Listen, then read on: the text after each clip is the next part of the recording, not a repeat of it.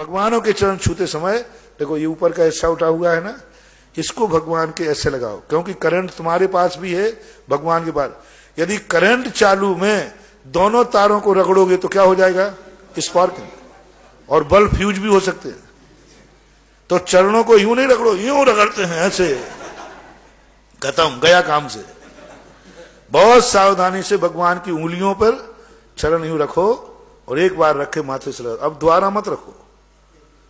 एक बार यहां छू गया, अब दोबारा रखना है तो आप हाथ धो, क्योंकि आपकी शरीर इतना पावन नहीं है। आप हाथ धोइए, और हाथ कैसे धोते आप? यूं जल लिया, यूं धोया कहां? वो गीले हाथ, और फिर आपने धो लिया। अब वो गीले हाथ का जल भगवान के चरणों को लग गया तो वो तो आपका धोवन था। वो जल काय था? धोवन। अब धोवन आपने भगवान के चरणों को लगा दिया। तो हाथ धो, कपड़े से सुखाओ, जब सूख जाए तब दोबारा लगाओ। एक भगवान के चरण छू लिए, उस हाथ से दूसरे भगवान के चरण मत छुओ। एक भगवान के चरण के हाथ दूसरे भगवान के चरणों को नहीं लगना चाहिए। एक भगवान के चरण छुए हैं तो दूसरे के छूने के लिए आप हाथ धोइए, सुखाइए, फिर छुइए। अन्यथा एक सरल तरीका तुम्हें बताता हूं। आपको मूल नायक भगवान आपके दूर बैठे हैं, नहीं जा सकते, और ऐसे हाथ करके मत लीजिए। जो नीचे रखे हुए भगवान यदि आपके इसके नीचे आ गए तो आपका पुण्य तो कम है और पाप ज्यादा है।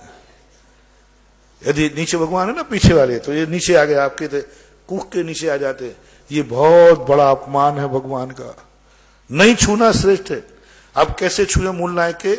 जो सबसे नीचे भगवान रखे, जहां तक तुम्हारा हाथ पहुंचा है, उनके चरणों को पकड़िए यूं, और जिस भगवान को छूना उसकी तरफ देखिए, और एक बार देख करके और देख कर ये हाथ लगा लीजिए, आपको मूल नायक के चरणों का छूने का पुण्य लग जाए।